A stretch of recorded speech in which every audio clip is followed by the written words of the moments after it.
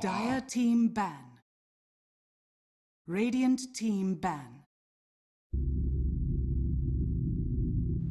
Dire team ban.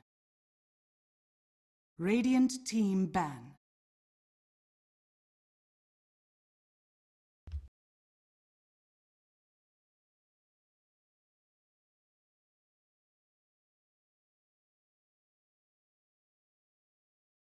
Ten seconds remaining. Dire Bat Rider!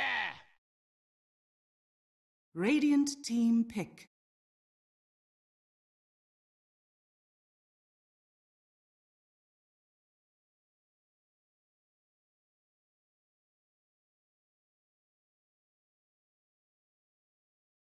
Ten seconds remaining. 5 seconds remaining. Reserve time.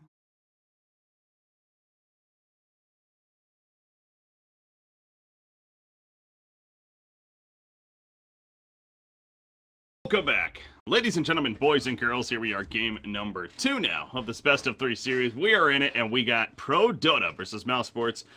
ProDotA up 1-0 here of the Summit 7 European qualifying action. Again, our group stages here. What is a GSL format? We got 8 teams, only one of these 8 teams advancing on to the Summit 7 event. That $100,000 prize pool going to be on the line. Looking forward to seeing which of these 8 teams going on. Well, all I know is that we had a very entertaining game number 1, to say the least, and excited to see how things continue into game number 2. I'm Breaky CPK, joined by Tsunami once again. Tsunami, you're going to see the draft from the beginning this time. Looking forward to this one. We got already, I guess nothing too radical in the draft here, but Bat Rider, this is a Skylark signature, I think it's safe to say. Yeah, definitely favorite of his, and one that has kind of proven to be a little bit riskier as a first phase pick because of heroes that have been so popular in the meta that are good at dealing with them. Last game we saw the Legion Commander, which is one famous counter pick as press the attack and just get rid of the lasso, and another one is Abaddon, but it seems that ProDotA really enjoys their Milan Slardar, and Milan definitely did a lot of work in game 1, was able to get many multi-man crushes as soon as that Blink Dagger was completed and set up a lot and allowed this Darkseer to not have to go for it. But aside from that, like these bans are even more surprising to me. The Clockwork ban and the Shadow Fiend ban by Mousesports, the first stage. I wasn't even aware that people remembered that Clockwork existed as a hero for the most part, so it's possible that they wanted to take out some of the less traditional ways to deal with the Bat Rider, which Clockwork isn't like the first thing that comes to people's mind, but it definitely makes life unpleasant for Bat Rider if you go in for a Blink Lasso and then immediately Clockwork is jumping on your team, so it's still, you're a little bit more vulnerable as a Bat Rider than Clockwork is because you never go for Blade Mail on Bat Rider or anything like that. But I'm sure Mousesports know how to draft around a Skylark Bat, and looks like ProDotA are not really straying too far from their formula.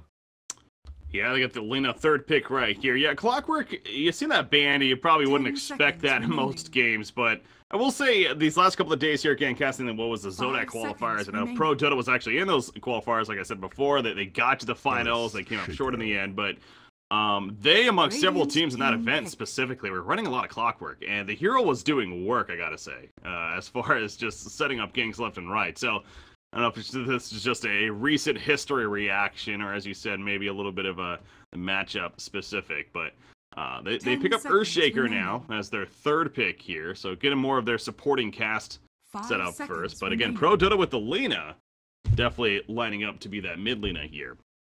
Reserve time.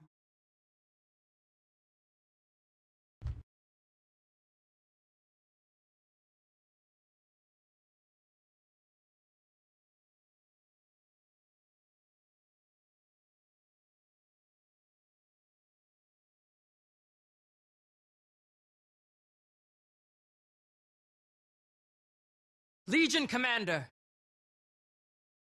Dire team pick. Slark. Radiant team ban.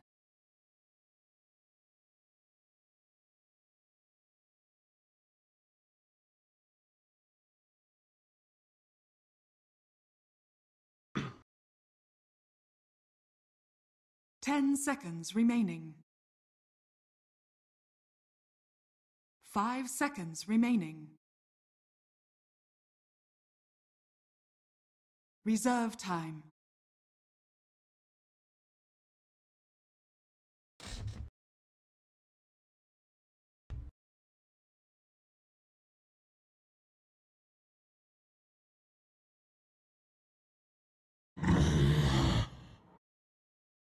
Dire team ban. Yeah. We're going to ban out the OD on the side of ProDotA here, so don't want to give the Thug his OD pickup. The final ban for Mousesports. In response, probably going to be more that one position, and indeed it is with the Lifestealer, actually. Pick. Potentially been pretty strong right here. So, yeah, who is that final pick going to be now? Their middle option, you know, hell, Puck? I mean, comes to mind once again. It could perhaps fit well here. I don't know about the matchup specifically against Alina necessarily, but seems like a hero that Thug does like. And there we go. Radiant team pick. In this specific matchup, Puck definitely has a pretty easy time. Most of the time, you know when Lena's gonna go throw out a Dragon Slave. It's when she auto attacks all the creeps, and then she's push out the wave and go for runes. But Puck has, you know, basically as much magic burst as Lena, so you can contest the wave pretty easily. And Puck has much higher mobility than Alina, so you should be able to get out of rune her in most situations. And obviously, the fact that Puck has a silence definitely gives her an upper hand in team fight situations. Anti-mage. Ooh. Anti-mage. Everyone's favorite. Yeah. A hero that can definitely deal with Slark, but the problem is you have a hard time dealing with a massive amount of chain disable that Mousesports will have in the late game. You've got Lasso, you've got Chaotic Offering, you've got Echo Fissure, Aftershock from the Enchant Totem, and then obviously the aforementioned Puck Silence and Dream Coil. That is a lot for an anti-mage to have to deal with, and it's not much that'll be mitigated by an Aghanim Scepter either. At most, you'll be able to deal with the Batrider Lasso, but aside from that, single targeted spells are at a minimum on the side of Mousesports. Yeah. Fun to see how that works here for ProDotA, of course, in the hands of Garter. Their go-to carry player here. We got our lineup set up right here. I mean, you look at all five of either side. Is there a side you lean towards almost, or is this going to be coming down to initiation, whoever this plays? I mean, the anti-mage, I'm concerned for this anti-mage's life. Early game, he's going to be just fine for the most part. Batrider is a little bit of a difficult lane, but if you have good support, which Crystal Maiden is kind of a good support, but anti-mage is not a hero that really spams spells. If anything, you need a hero that can heal you, like a Warlock or a Dazzle, something else like that. But in a matchup like an anti-mage, CM, and then I guess you can throw Slardar onto it, Batrider has very little to be concerned about for the most. So not only is Garter going to have a tough time in lane, but like I said, as the game progresses, like, you almost are going to need a BKB on anti-mage, and you hate having to build BKB on anti-mage, especially if you're like the only true one position here. You're going to need to be split pushing constantly, and hell, even Mousesports is okay with that. Last game, Thug went for that early BOTs. He went for that Veil and then BOTs on the Puck.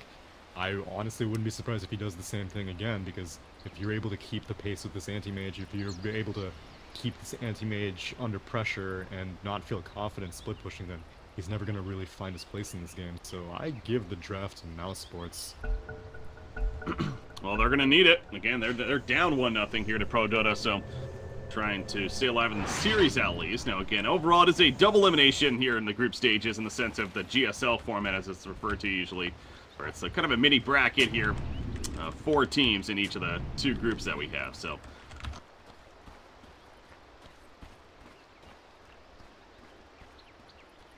We'll be playing later on today once again.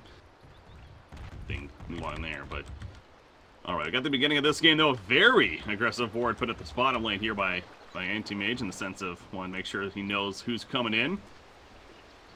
Looking to get down there. Perhaps set up some kills onto him, so he'll have that taken care of at least. Ward put down by Mousesports in the Radiant Jungle as well. Is there a potential that, I mean, it looks like it's just going to be the Bat Rider down here at the bottom lane. I mean, I guess, like, could Earthshaker end up down here? Is there any point of that? I think Earthshaker may, at the very least, I think he'll put down a Fissure to block the wave and help. Oh man, they're really invading Skylark here, but he's in a very good position. The only thing is that now he's kind of separated from the rune itself. He does have Illusory Orb, so he should be fine here, but he's gonna get a lot of damage. Moving on the back lines, actually, Crystal Maiden is taking a lot of damage himself. We do have a first blood coming out over on the other side of the map, but we're gonna definitely be seeing a kill right here. Are you kidding me? Of course it's gonna happen in a game like this, with these two teams going at it. Crystal Maiden goes down, but now Bat Rider's in trouble. Oh, the Fissure block on the two melee heroes, and thus they cannot chase. I mean, they technically had a blink on Anti-Mage, but not worth committing to that. Yeah, what was that about at the top lane? That was, I mean, I guess ProDotA dominance for the most part. Now BCC getting gone in by Minara, and at this point BCC has all but shown that he has overwhelming odds at level 1. I don't really know what Warlock was doing, because he died in the river, and there are very few situations that you would be in the river as a support at that stage of the game, but yeah, he gives up first blood, and that is a pretty big boost for a mid Lina. That is. That's gonna help quite a bit for Kaiser right here. That said, he's gonna start feeling some pressure now from the Warlock, getting some revenge. Yeah, Spartan wants to atone for his sins. Definitely do some harass to Kaiser, but I mean, right off the bat, Kaiser's gonna complete a Null Talisman. And Thug has a Null Talisman of his own, but Kaiser also has significantly more regen. He still has a salve, and he's gonna definitely be able to take advantage of the shrine much later than the Puck will. Entertaining start here once again at game number 2, so keeping up the momentum from game to game, definitely. Maybe next time he's, again, when you talk about level 1 abilities, Fissure's arguably one of the best in the game, and we're going to see why right here. He's going to use it, maybe? There, oh, no, well, never mind. I was hoping that he would make us see why, but unfortunately he puts it on the wrong side.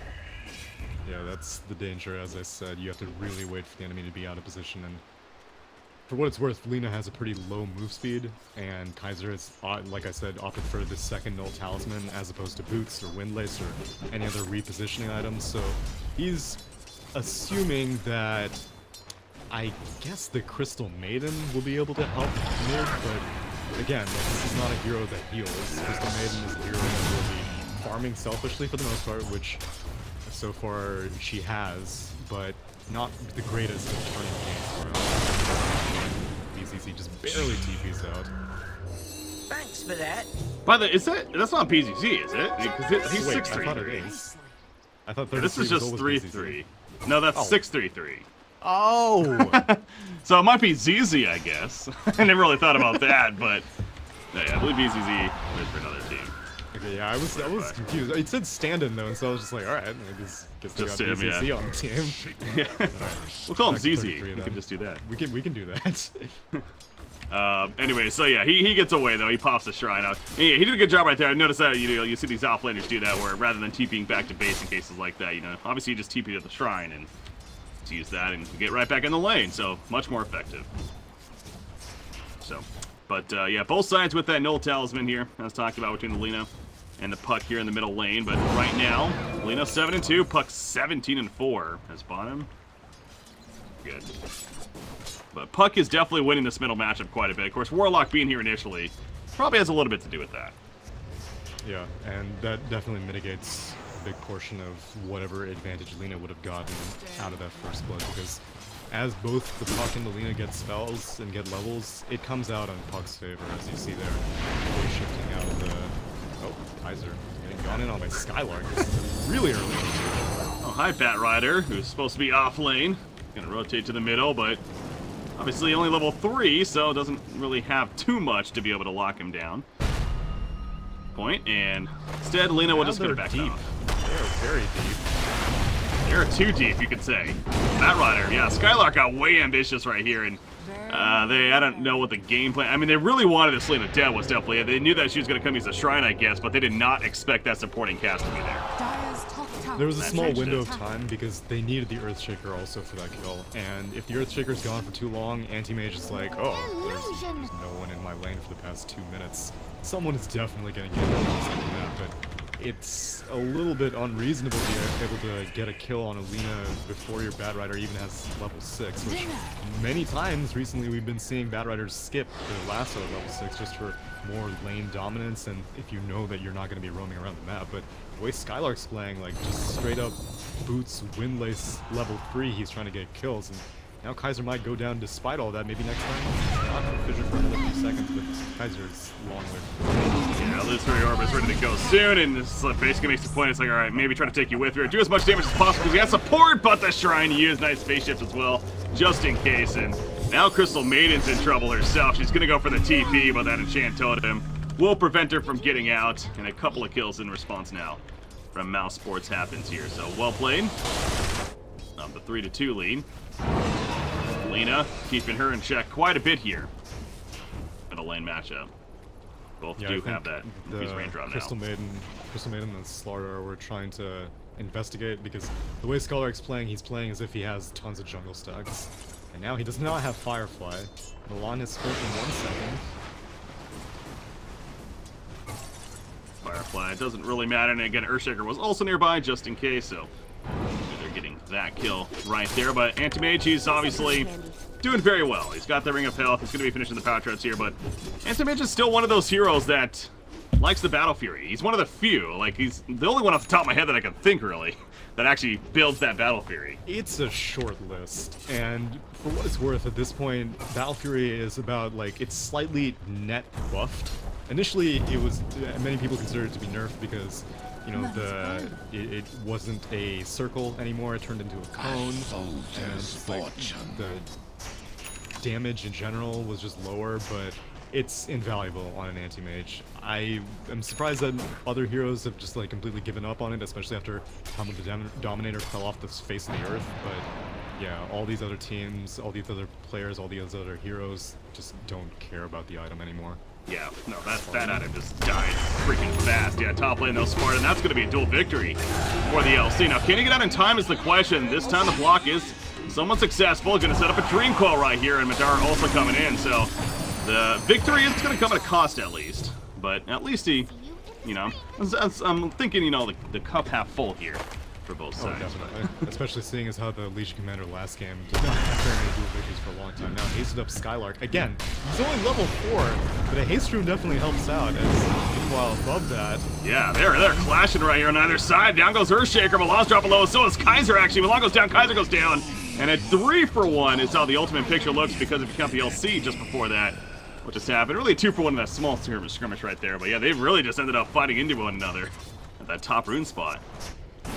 This Skylark Batrider, like, I don't really know how much I got to see of it in Kiev, but this is so aggressive early on, especially because, like I said, Batrider does fairly well against Anti-Mage in the lane. Every single time Skylark is hanging around, Garter has been backing off. He has 10 stick charges, but you see that he can't go toe-to-toe against this Batrider, but despite all that, Skylark is like, I don't really care about you, Anti-Mage. I am going to make sure that this Lina just hates her life, and yet again, they get a pretty successful turnaround. Well, this is kind of another benefit of a Batrider, though, in the lane, at least. You know, he's going to take that big stacked camp off to the side and using that Firefly with the burn to be able to get most of the farm. Maybe next time, meanwhile, he's trying to block them off and run the other way, but with that blink right over from Anti-Mage, it still might be a dead Earthshaker. And yeah, Skylark nearby, unfortunately, just going to have to watch his friend fall. Just arm's length away, really. So, good kill on Earthshaker, at least, coming out for ProDotA, but yeah, that's what I was going to get at, though. I mean, is this the most efficient from Batrider in the sense that he can lane and even jungle pretty effectively with the stacks and whatnot? Right now, he's only about 2,000 net worth. Would it have been more effective in hindsight, maybe to sit more in the lane, perhaps even the jungle? I guess this is the Mousesports thinking the same way that I thought about the draft, which is to say that you can let this anti-mage get farmed. What's the worst that can happen? If he does manage to get, you know, late game items, can he deal with the insane amounts of chain disable that Mousesports have?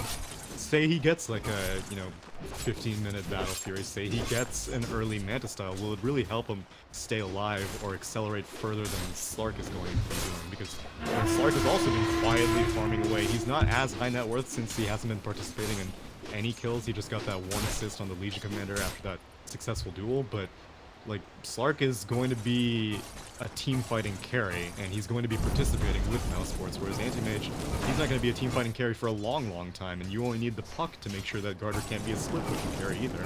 So I can agree with what Skylark is doing here. Well, he's burning down all the trees for now.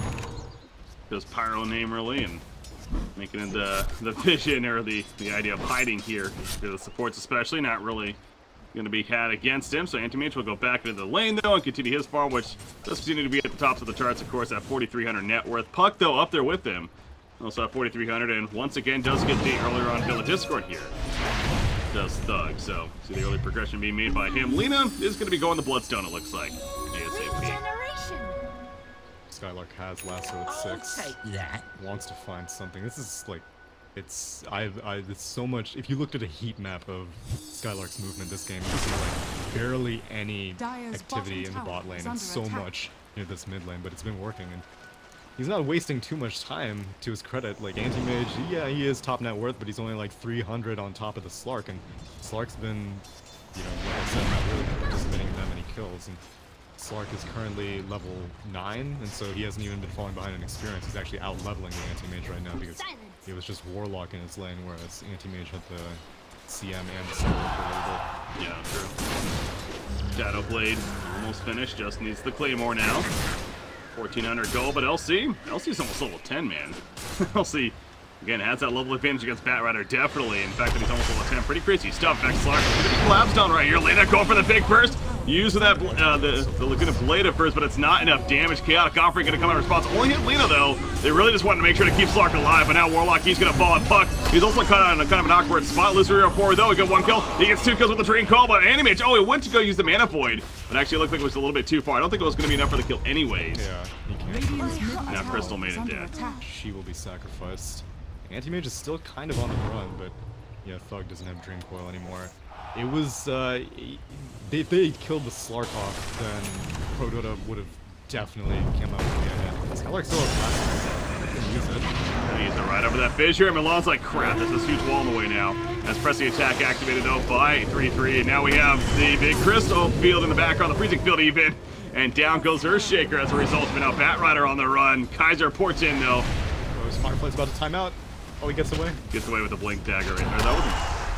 No, that was a blink. Whenever you're on like, yeah, terrain, it just like repositions you on the closest spot. And so I was concerned that it was gonna shove him down south, but no, it shoved him to the east and Skylark gets out. I'm very surprised that Skylark and maybe next time went for that, because neither of them had TPs available. But if you only have to give up the Earthshaker for basically like a 3-hero TP rotation, then I suppose that's worth it. And Skylark not dying also means that he is continuing to get closer and closer to his blink dagger. He's just about 600 gold away.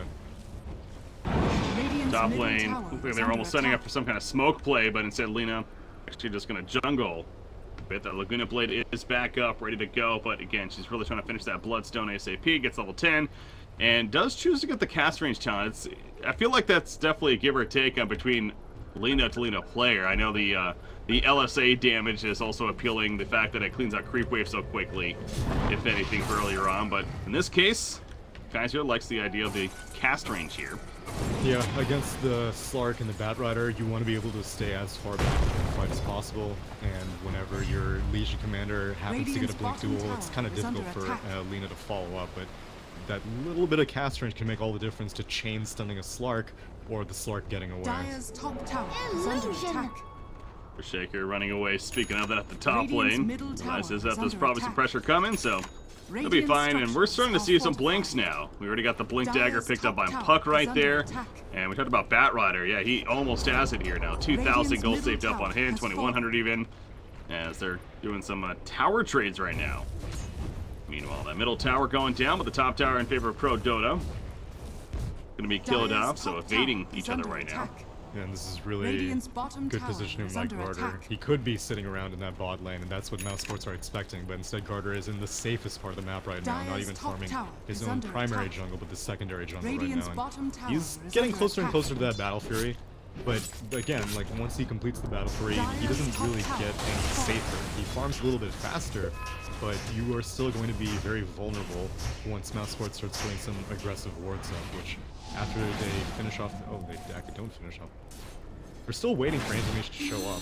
There's so much like attention being put around the vicinity of the tier 1, but not actually onto the top. Yeah. Is under attack. Now Madara, he's scouting this out with a Shadow Blade, but it is going to wear off right there. So yeah, he has to really keep his distance. But as you said, Animage is just like, all right, I'm just farming elsewhere. He's doing just fine. Just a little bit closer now to that Battle Fury. Again, just needing the broadsword here and that 1,200 gold. So, and they're gonna end up evading a fight in the end. So well played there by ProDotA overall. I mean, obviously the bottom tower was eventually taken out by Mousesports, but trying to be really patient with that. But Goddard, again, not having any of it.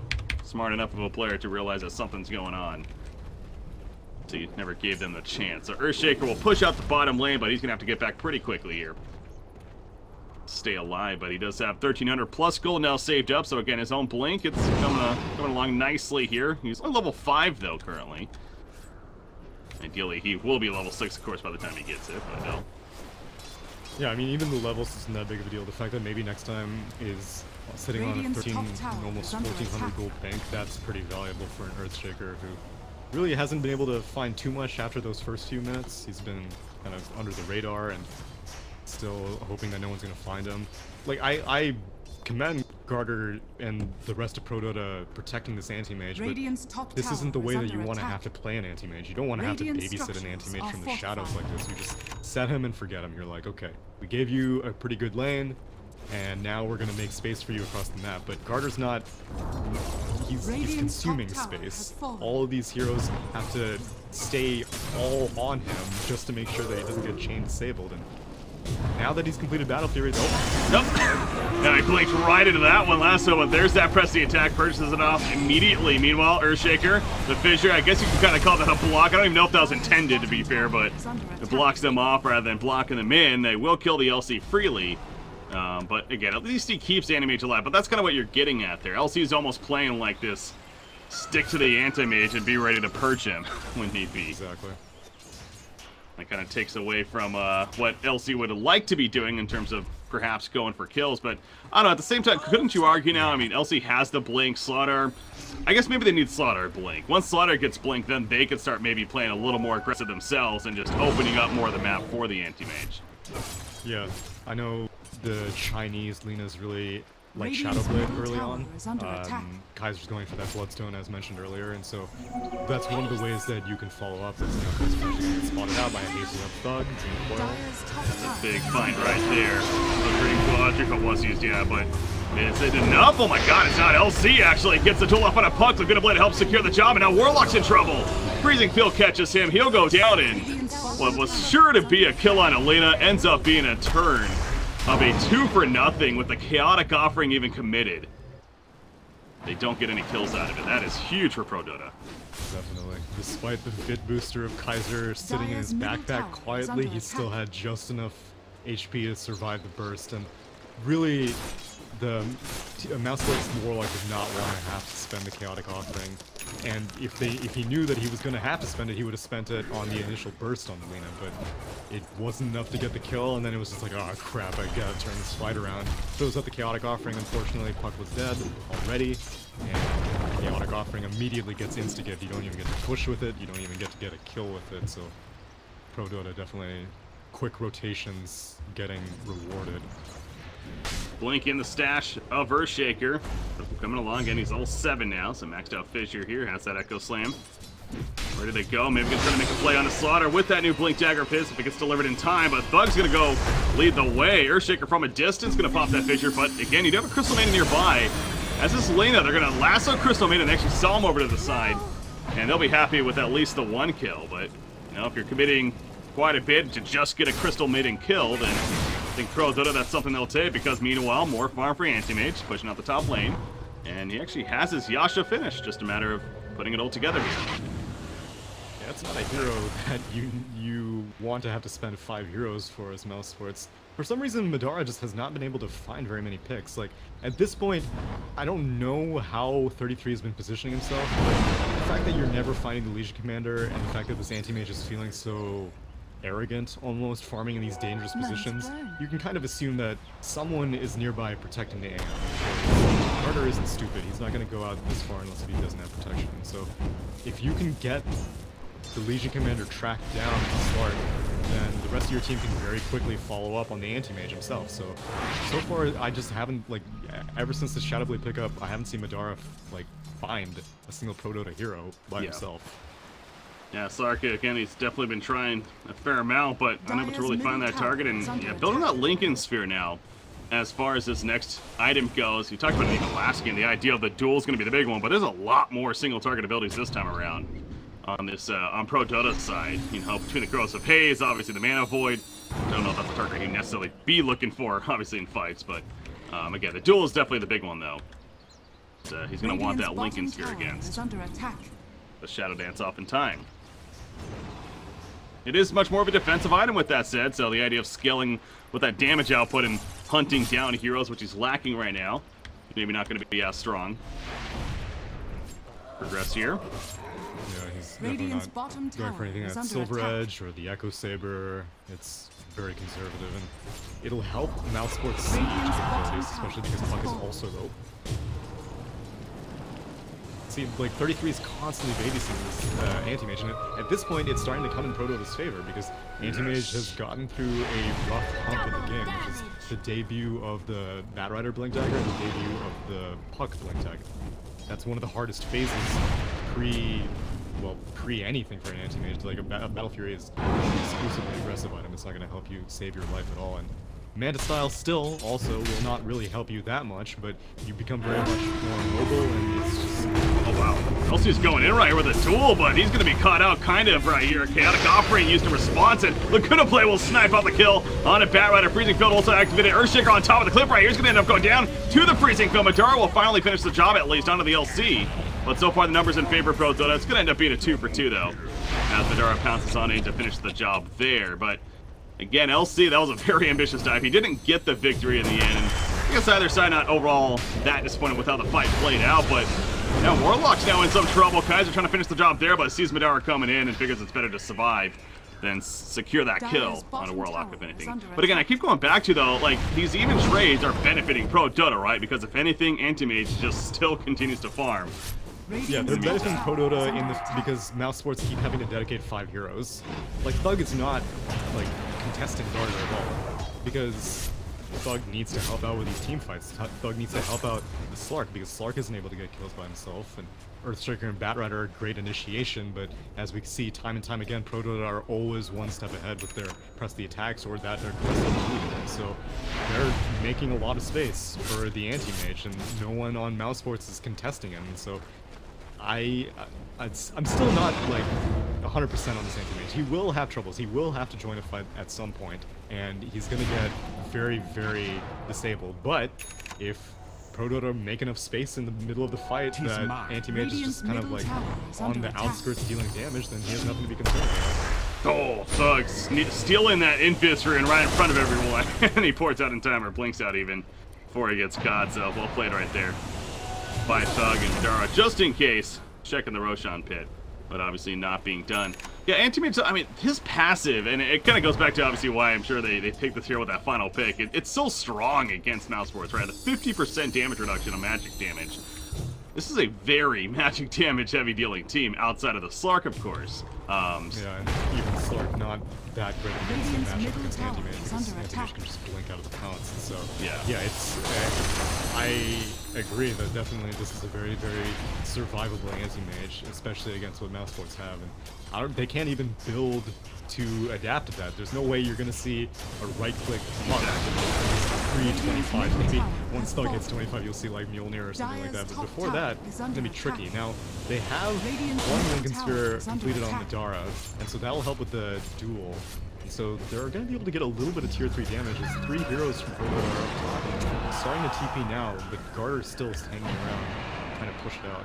And Mousesports are gonna yeah, it seems like that's definitely what Mouse needs to be doing, though, is the idea of forcing them back, if anything, you know, push objectives while Anti-Mage is still trying to farm up quite a bit. Now, they're going to catch Slaughter right here. Press the attack will not save him in the end, so nice pick off, and Again, another part of the game plan for Mouse is get the pickoffs around the anti-mage and trying to transition into the tier 3 tower. The Dream Coil committed to Legion Commander right here. No pressing attack to be had.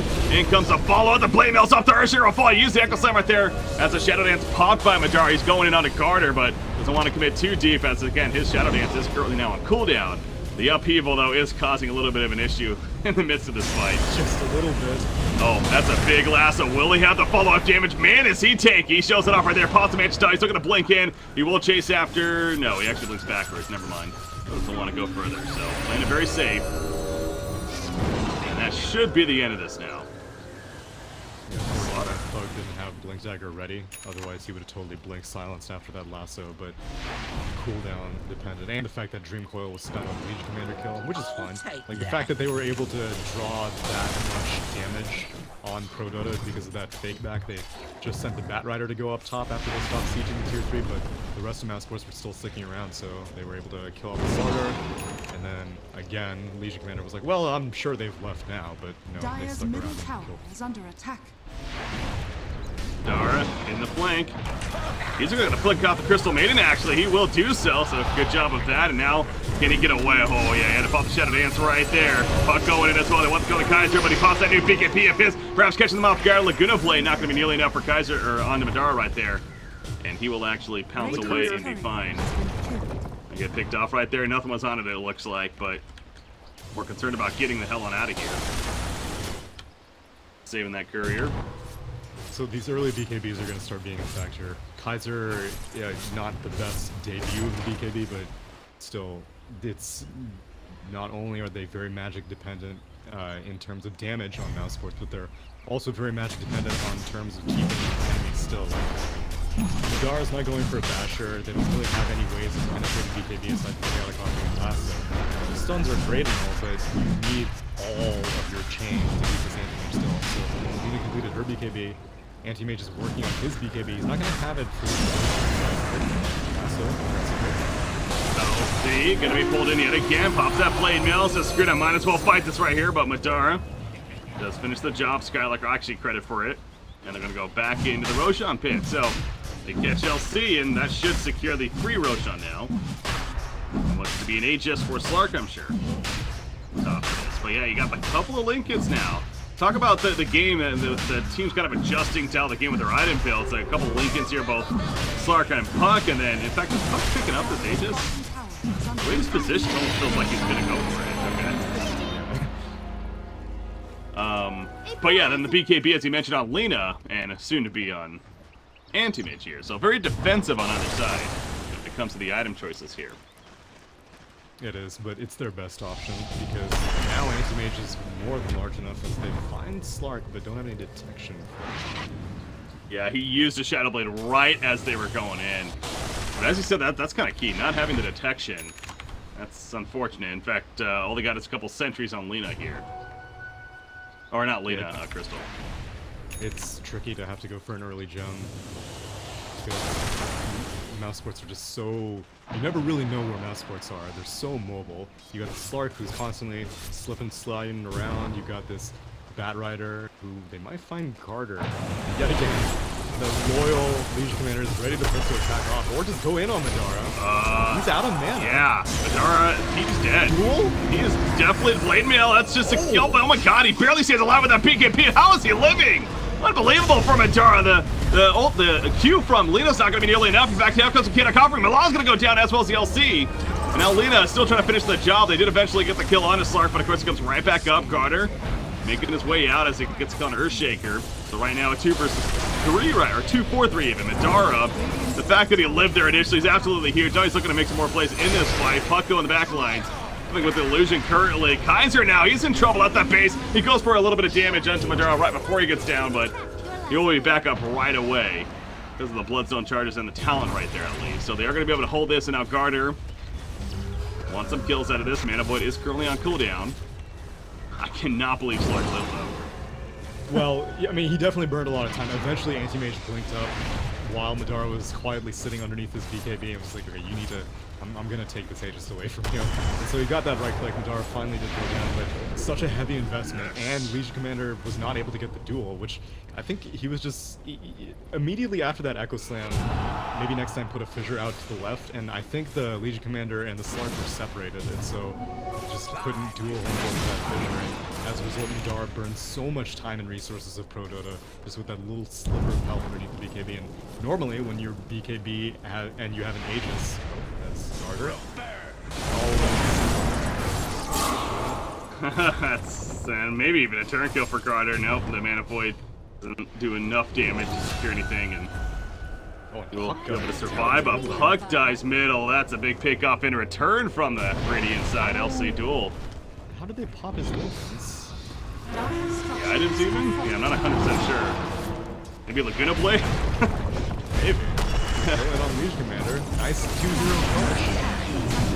Smart, good force staff over the ledge though, but now Slark, he's going to stand his ground with that BKB pop, again fighting him the blade mill, taking some return damage, but he will survive. Crystal Maiden also going to get picked off to the side by that BKB and Kaiser now. He's going to hold his zone, but again, Anti-Mage making his way out of here. Slaughter also alive, but way off to the side. Kaiser being run down, the Madara adding up those charges of the Essence Shift. Throughout all this, remember, plus 25 currently. Although poured out, oh no, Lena did get picked off there, so.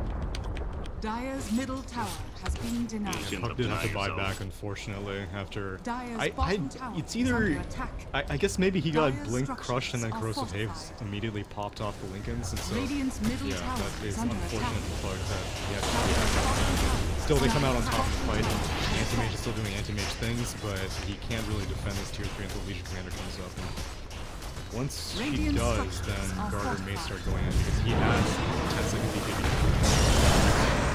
Gonna be a free Crystal Maiden kill at least. The prime target, but it's a target here, and Slaughter though, always got out by that duel. He will eventually fall in the tier 3, will remain alive. Chaotic offering not enough to save it. Now Spartan actually gonna have to deal with God, just putting an auto attack to him in the back lines. Echo Slam goes off though, and LC will be taken out, but it's gonna come at a cost for maybe next time. The BKB from Carter allows to run him down. He gets a triple kill throughout that fight, including the one onto Slark initially right there. So that's a great finish of that fight, and now Anti-Mage, you kind of see that gap being built with that net worth. Up there at 18.6k here, so you can't risk too many of those fights like that for Mouse. I mean, it feels like that they've been winning these fights overall, but you give up a triple kill to Anti-Mage, and all of a sudden things get extra scary.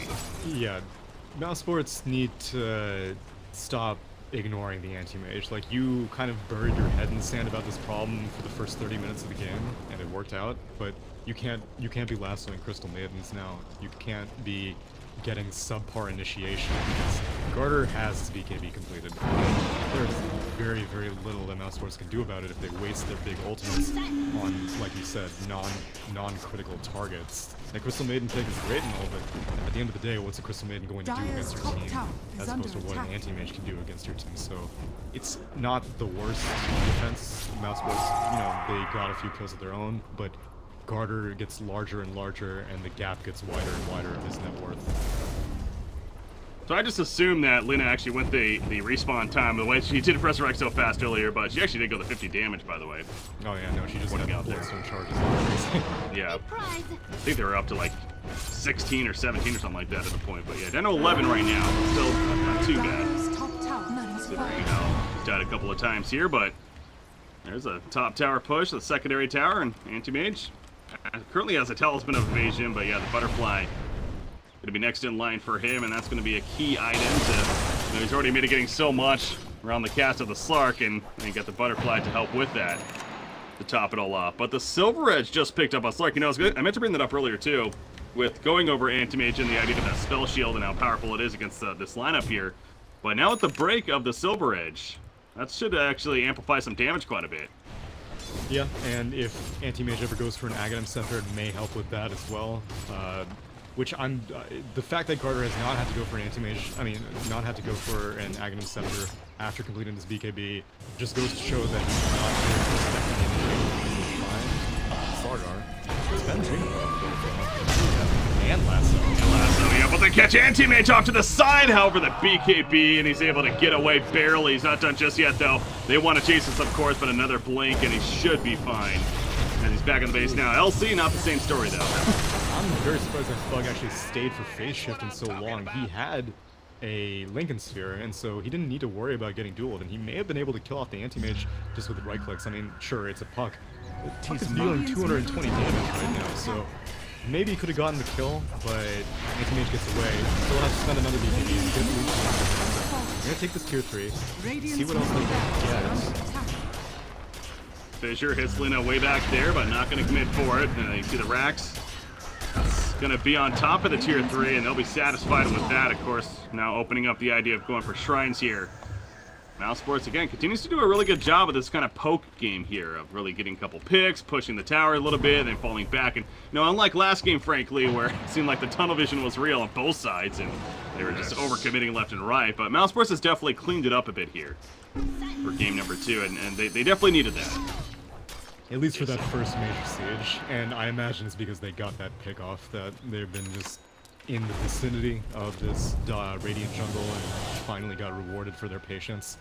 They keep spending all these ultimates, and the fact that Anti-Mage got so low with just pretty much an Echo Slam is impressive, and just goes to show that Mousesports still have more than enough damage to kill off the Anti-Mage. Now, maybe next time, he's not going to Oh, he goes down pretty quickly, but it's going to come across Anti-Mage. However, the break is on him, but now comes a chaotic offering, but he will blink away again. He did have the BKB up. They do take out the Warlock in the background. It looks like the duel used on him, but Crystal Maiden going to fall, but now Anti-Mage goes toe-to-toe with the Slark, and he'll win that fight. A big Mana Void explodes him like he wasn't even there. You see the lasso from Batrider, a last-ditch effort to try to survive. Blink right after, but Slaughter, excuse me, is ready to land the crush and finish the job. What a Mana Void from Anti-Mage. That did so much damage. Yeah, Puck really wanted to show off this shiny new Scythe of Vice. They thought that they would have the upper hand. I mean, they lost their Earthshaker nearly instantly, but they were like, oh, we can still take this fight. Garter hadn't spent the BKB, and even though Garter did get sheeped, again, the loyal Legion Commander, being like a Legion Squire this game, immediately pressed the attack off of the Hex, and once Anti-Mage BKB'd, as we saw, as we said in the draft, there was nothing that Mousesports could do about it. And not only that, but there was a Lotus Orb on Spartan himself, and so he actually ended up giving double dual victory damage to the Legion Commander. And so now Legion Commander, despite, you know, it seeming mostly under the radar, is sitting on 86 dual damage right now. Wow, that's actually a really good point. Yeah, that's unfortunate right there, to say the least. As middle lane... Yeah, there's that orb, and he will survive Glimmer Cave just in case. Basher, as he mentioned, just for the Anti-Mage, although he's building that next into the Abyssal Blade, of course. Plenty of damage to come, but yeah, you got the Butterfly. Now, actually, you know, going over the talent pools again, he has a plus 15% evasion as well from level 20. And then on top of that, I'm very curious when it goes for level 25, because Mana Void being a 20-second cooldown, we saw how powerful it was that last fight. Yeah, but you're never really... For one thing, not only... Oh, you're going... Maybe Skylark really wants to find something. If you can find Garter, that'd be great, but he has the Aegis, so how much resources are you willing to spend? Yeah, so, I mean, the Mana Void cooldown is comedy, but these fights are over in a flash, and you're not really gonna like. It's a wonder if you can find one good mana target. I mean, mana void target, because Anti-Mage is only focusing one target at a time with command style plus the mana break. But yeah, I imagine it will go for Edgeglade. Yeah, no, the agility's definitely the much safer route, and overall probably just the more effective. I'll be curious to see what he goes for, but right now Slark needs to worry about staying alive. Joel in the background, Earthshaker gonna catch him, so no Echo Slam to be had. Let alone fissure blocks from him. Garter, he's still chasing. By the way, Earthshaker is staying dead. Spartan, the Lotus Orb is up, hoping gonna help keep him alive. Adara will focus some attention on the LC. The Hex onto Anti-Mage, actually doing quite a bit. The BKB pop by Slark, and now gets the kill on a Crystal Maiden. Chaotic Offering obviously put down. Garter has to get out though. Slaughter meanwhile chases down Batrider and is able to pick him up, and we do see the 25 agility talent pop up there from the Anti-Mage. He's still hanging around. Yeah, he's gonna get the Aegis popped. Lana's here to help him, and Lina is also here as well. There's the Hex from the Sheep, but now Kaiser coming in with the LSA, putting in the right click. Sark gets vulnerable. The Mana Void not going to be enough, though. Those are right after, but it is enough damage to get the kill in the end. From the Radiant side, now Garden needs to worry about staying alive. Illusory Orb, Thug.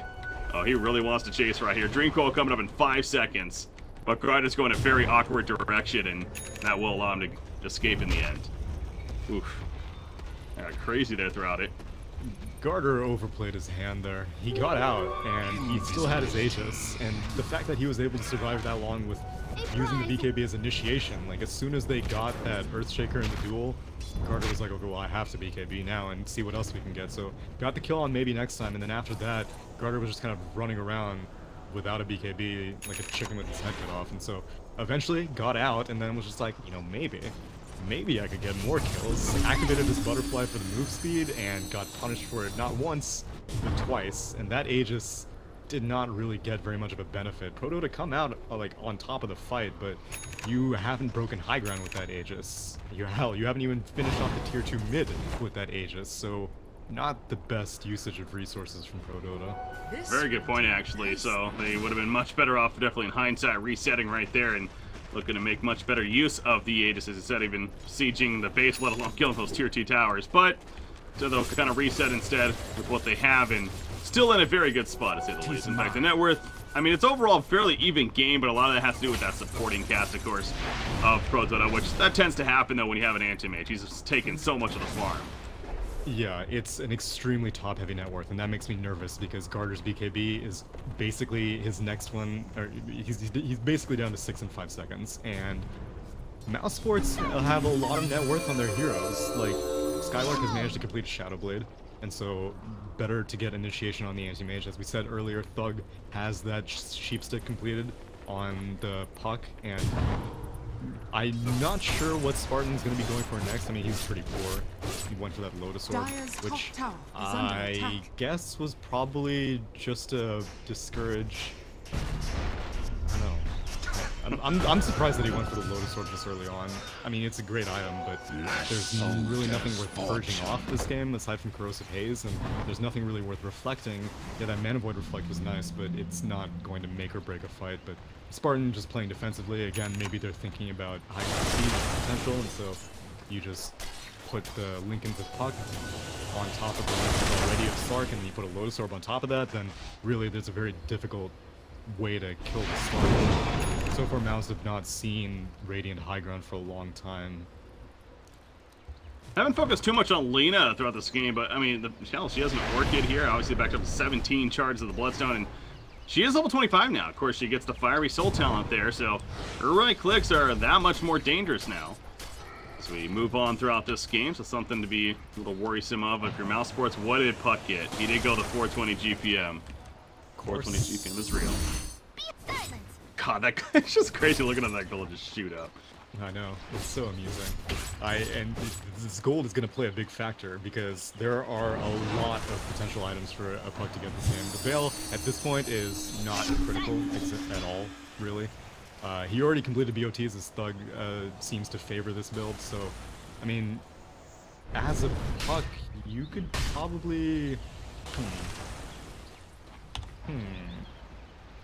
I don't know what you go for, actually. Yeah. Like, Rod wouldn't be too bad, but no one builds Rod anymore. But against an anti-mage whose BKB is whittling down, like, if you can just keep him stuck in one spot, and he doesn't really have that much to deal with the Rod, he's gonna have to use his itself to jump into it. So you could do that, but chances are slim. Orchid is a possibility in Bloodthorn, as we said. Thug deals a lot of damage. He took that plus 50 damage talent, and it's just another silence, but I mean, he's not going to complete anybody. He needs to save the buyback right now. His harder anti-mage is sieging for buyback. See, that's what I'm kind of wondering. I almost think that transitioning into a bit of that right-click threat, as you mentioned, the Bloodthorn and an item that definitely comes from, it's kind of that nice synergy of allows him to still be a very gank power and, you know, initiator, but also gives him plenty of right-click damage. So, I think something along those lines could potentially be something that that Thug is perhaps even thinking about and realizing that they may need as this game continues to get longer and longer here. So yeah, because not only will it help the Puck strike with potential, but it'll also help the Slark with True Strike. He's working on the Monkey King bar on Madara's Slark, but still, like, being able to get that crit and the rest of your team being able to get that guaranteed True Strike during the duration of the Soul Rend, as it is called, will help cut down this survivability pretty substantially. See level 25 talent coming up for Slark right here, and well, he just hit 25. We'll see what he selects here. Go. Wow! Well, he actually goes for the leash. Okay. Yeah. This is one of the games that it does make sense. Like we said, anti-mage's BKB is whittling down. What the hell is he going to do once it comes off cooldown? Like, you can blink out, but if the rest of your... I mean, he doesn't even need to go directly onto the anti-mage if he can go on the Reach Commander. She's basically Karma, Hex. Here we go, the Hex comes out, and the Lincolns, it is applied to him, actually. Lotusaur put on his Slark, so they're going to go toe-to-toe, but the Abyssal Blade should help the anti-mage in the process. Meanwhile, until the back goes, like catch Batman, out comes the Catacombery, though. Madara chasing that freezing field to him, plenty of Echo Slam to lock down anti-mage even further. He is getting low, will pop actually back up here. And run away or blink away more so. So far, it's a 2 for 2. Lina was picked off in the back lines, and Thug finishes the job on a Crystal Maiden. So numbers-wise, Mouse does come out on top there. Mage able to make it back to base here. Mid Rax is already taken. They can try going mid to top. Or mid to top. Or mid to anti-mage right here. They would love a kill. He knows it doesn't have the most support right now, but it is enough support from Sauter to initially save him at least. Sauter blinks back into the fountain again. This is a pretty deep dive, so gotta be careful with this. And Mouse realized in their fault right there. Man, way to take out the Lincoln Spear. The Abyssal Blade allowed to stun as a result, and Thug will get picked up. He's dead for 110 seconds. No buyback to be had right now for Puck. How do you not have a buyback with 420 gold per minute talent? Jeez. Don't worry. By the time that... Well, actually, it may not actually have it by the time that they hit high ground, but they still have to burn through a tier 2. I don't know when those... Say it. They tunnel vision. They tunnel vision. It's been the theme of this series. They did it in game 1, they did it again in game 2. Getting a kill on Carter Anti-Mage, yes. It's always great for the anti-mage, but he would have guaranteed had buyback, and he would have been able to avoid the by Madara, but he can just blink out of the leash. So, yeah, but it's like, it was a low percentage play, and there was, especially with your Puck not having buyback, your Puck having its buyback death because of that buyback way back when. Like, Puck hasn't died. That was the 3rd death for Thug. He's been doing very well, but that one death is pretty expensive. Now they can initiate it on that Rider, and the Lotus Orb, a nice 4 staff away. By the way, buyback on a Puck. He did eventually get it. Madara on the back line trying to finish off Slaughter. He will get the kill right there. Lasso onto Anti-Mage. Where's the follow-up damage on the Echo Slam? But they do a lot of Slark, so they're losing a lot of damage from that. Slark goes down. He buys back immediately, though. Again, don't go too deep if you're ProDotA now. That's the question for them. Thug, again, if he dies back, he was very close right there. That Dream Coil going in, but he actually, maybe next time goes back in and finishes the job onto LC. Now back here. Garter simply trying to live. No, maybe not. He wants to go back in. Wants to kill Sark once again. 120 seconds. Sark is going to stay dead. Now he's going for another kill to Earthshaker. He'll take him out. Not dead nearly as long, but no buyback either. Spartan going to follow the suit. And he's dead for 70 seconds. Carter goes back in when all the abilities have been used. The big ones at that. And eventually just cleans up here. Oh, and he almost went back too. His BKB is going to be up in 3 seconds, so they can definitely take this high ground. The question is, are they going to be fearful of buybacks from Mousesports, or are they just going to go in? The position of Kaiser is going to show if they know whether or not Mousesports has buybacks. And, yeah, Earthshaker's going to be up soon. Ooh. They know Slark doesn't have one, 100%. Right. So, I mean, that's kind of the scary one, if anything, and they are going to dive Batrider right there, and it gives you the kill on him. He will be forced to buy back, and I think that'll do it. They know that Roche may be up by now. There's no... Oh. I say there's no reason to overplay your hand, and yet I see these heroes staying here. They have a good ward, and it's nighttime. Anti-Mage is going back. They should really, like, someone should at least check the pit. Send the courier over the Roche or something. This is... I mean, again, with Sark being dead, they feel so confident right here. And I can't really blame them because we know how tanky Anti-Mage is, once again. Especially if they know that Echo Slam is down. Yeah, gotta be a little scared about that, but maybe the Rax goes down, press the attack would be there. Oh my god, no, don't do this. Not like this, Garter. He's going deep. He gets lost in this result. Chaotic offering the Echo Slam and Anti-Mage. Oh my god, he does die at the end. However, it's gonna come at a cost. Freezing Field put down, and now Warlock. Lotus Orb up on him, trying to stay alive in the backlines. Puck is picked off, though. That's a huge pick because, again, he doesn't have a buyback. Kaiser doing work right here. He eventually will fall himself, but he gets the kill right before he does. Buyback galore. They want to finish this game right here, right now. Does ProDotA. Garter's back. They're going for tier 4s. They're going cutthroat. Slark is back up, though, as mentioned, but no Puck. So, again, missing out on the core here. I can't believe that though. Teammates going deep. I mean, if they're taking tier 4s, both carries have their BKBs. No, never mind. Carter doesn't have BKB for 10 more seconds. And obviously Slark, no essence shift charges currently, so not nearly as snowbally right now. Going into what would be initiation. The Ancient is starting to drop, gets the break up. He goes right for Warlock though, pops the Mantis down. He's going for the kill. The Man Void activate gets the kill. Slark goes down. That should do it. GG, well played. ProDotA takes out Mousesports 2-0 here in this best of 3. What a finish. Game got chaotic at times. It's not often that you can dive the Ancients and it's the most tactical play, but Mousesports didn't have buybacks. They knew that Puck had bought back earlier, and so no chance for Puck to have a buyback, and Slark was still on a very, very long respawn time, and he didn't have his buyback. The chain disable from Mousesports was all there, but they need every ingredient.